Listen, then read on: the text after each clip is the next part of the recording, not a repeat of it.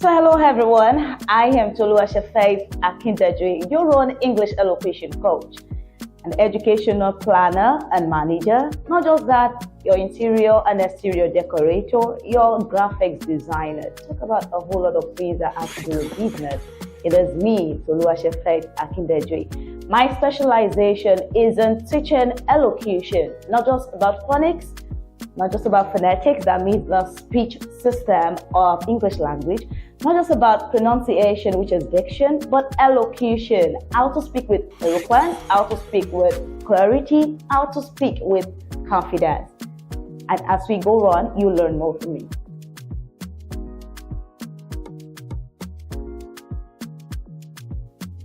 In this particular field of mine, where I have been coaching English elocution for years, partnering with schools and with individuals to ensure that they start speaking with confidence and clarity. I have heard people say, speak with diction. And I have also had people say, speak with phonics or phonetics. And I tell myself, that statement is not really what it should be. It should just have said, speak with elocution. Now I am going to break down the difference between phonetics and elocution. When we talk about phonetics, it's like the foundation, the basis. Every language on earth has their speech sound. For example, I am a Yoruba lady, and the Yoruba alphabetic, the sound says ABDAFEGB to the last one. But when it comes to English, English also has its own sounds, just like every other language has theirs. So the basis of learning how to speak English eloquently or with elocution is to first understand phonetics. That means build phonemic awareness, regardless of the age, maybe in children or in adults. Learning how to understand and identify the English sounds as they are said. That means for someone who wants to go into phonemic awareness, who is learning phonetics, that person would have started building a listening skill to be able to identify sounds as they are being said. Also, would be training himself on how to now pronounce those sounds according to how they should be pronounced while the symbols are being cited.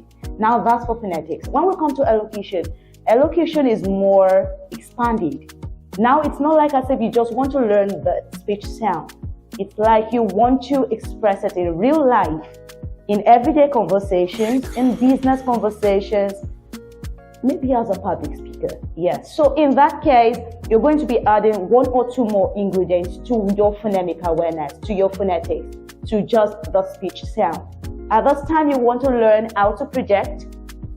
You want to learn how to articulate properly the sound. For example, someone would come and say the word cake.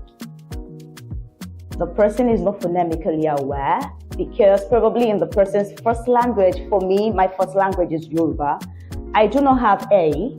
I have what is called A in my alphabet. And one thing is, for every learner of English language, that means English as second language learner, ESL individuals, you do have a stronghold on your first language, which is L1. So in that case, sometimes the sounds from your L1 might start inflating into the English sounds that you're supposed to be projecting. So I am going to cite myself as an example. From the start, I would say cake like every other person. I would say man like every other person. This is because I don't have A amongst my speech sound. For Yoruba, I have A. That is the closest I can imitate or improvise. So I would say cake. But becoming phonemically aware, I understood that I am not just saying A in that word, I am saying A. So if you now see me pronounce that word today, I would not be saying cake, I would say cake because I am saying A. I would not say man, I would say man because I am saying A. So when we talk about phonetics, you're talking about the speech sound system, knowing the 44 English sounds, identifying them by sight, being able to pronounce them correctly. Now let's put that aside. Let's come to elocution. Elocution now brings you to the real life, not just becoming aware, but your ability to use it in conversations, your ability to project your sounds correctly when you're talking, maybe to a group of people, maybe your everyday conversations, maybe your business conversations, or maybe as a public speaker, right there before your audience. You're not just going to be talking, you're not just going to be focusing on the speech sound. You're going to be focusing also on other things like linking of your words, word stress. How do I come before you and I am speaking English and I cannot use my word stress? For example, when I talk about the word, let's say I want to mention the word table. I should be able to add elocution to that pronunciation by stressing tay in the word table because it adds the stress on the first syllable.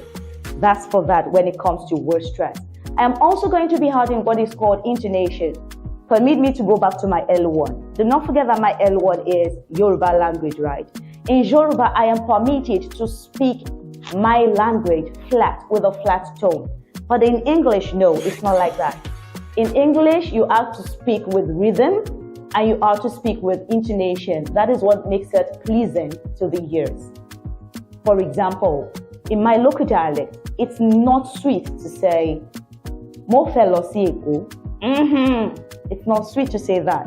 But if I speak flat and I say, Mo fẹ́ lọ sí Èkó, it sounds okay, original Omo Yoruba lele. You understand? But when it comes to English language, if I apply the same flat tone, I would be speaking Nigerian English, like I determine it. That means you're not speaking the British English. I will be saying, I want to go to Lagos. I am speaking flat. From the start, my pitch is never high, is never low. My tones are flat. I want to go to Lagos. But if you just speak the British English and speak it eloquently, you rise and you fall. That's what it is.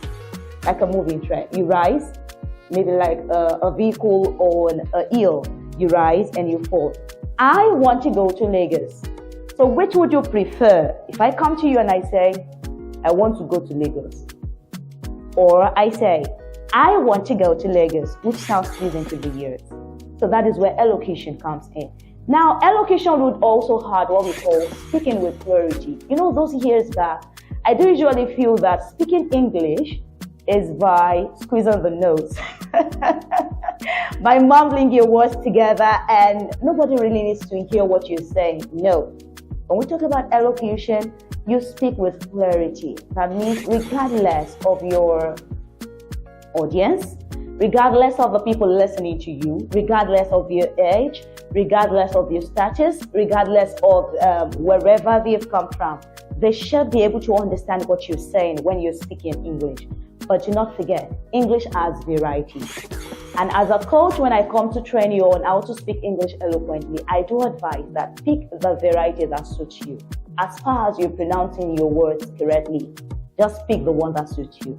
So for that reason, you have to now add what we call intonation, you have to add what we call stress, you have to add what we call linking, you need to add rhythm, and all these are what is packaged in elocution, not just the phonemic awareness, which is phonetics.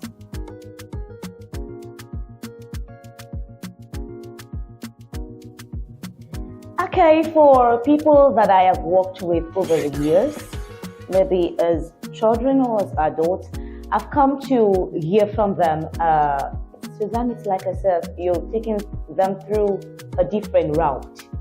Maybe something they're not prepared for, but they really want it, the end result, and they feel like it's difficult.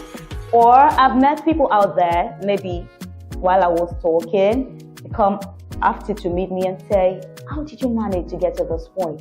Is it ever possible for anybody to get to this point? And I laugh and I tell them, yes, it is possible. In fact, in a short period of time. Now, one thing that I must let you know is there is a process. And this process is termed proprioception. That means reordering the muscles. Some feel that the muscles are going to be stressed when you need to now start pronouncing your English words correctly. But one thing is, if you want to pronounce your English words correctly, you must understand that the process of proprioception, that muscles need to be reordered when English is being processed, or when English words are being pronounced. What do I mean? L1, like I said earlier, for me, before now, my muscles are trained to say, before some years ago in the past, My muscles are trained to say A in the word cake, A, because that is what we actually got from our fathers. As we were growing, we got to school, that's the same thing we heard. But when I got to the point and I told myself, I need to speak better than this, and I had that opportunity, it became something for me to start training my muscles in that direction. So consciously I tell myself, you're not saying A in cake. The right English pronunciation or the right sound pronunciation at the middle is A. So I can now say A. So when I want to pronounce that word, it becomes cake. Another thing, many of us, when we want to pronounce TH words, let's say for example in the word MOUTH, your L1 permits you to say T at the end. Mouth, for example, MOUTH, you say mouth, right? But the correct reordering is for you to understand what relationship happens in your mouth, because pronunciation is physical, it's what people see. As a coach, I can merely determine if you're pronouncing your English words correctly by looking at you without any sound, without seeing any sound. Now, what it means is the relationship between your tongue and your teeth will make you pronounce that sound correctly. That is if you are aware that you need to do that. How do you now pronounce that? You need to stop the tip of your tongue, not the middle of your tongue, of course. The tip of your tongue, you need to stuck it to the upper teeth and the lower teeth and push out the air. So if I want to pronounce the word with TH, the voiceless TH, I would end up saying mouth, not mouth, like we used to say before. Have I done something on my muscles? Yes, I have reordered my muscles, but I could reorder my muscles because I am now phonemically aware. I know what contact my teeth should do with my tongue. I know where my tongue should stay, and I know what part of my tongue I need to use. So all those are the simple rules that a coach will let you know, tell you, okay, let your tongue relate this way, let it touch this part of your mouth, and before you know it, you will be reordering that muscles from what it usually pronounced to the correct pronunciation. So it's not difficult, it's a step.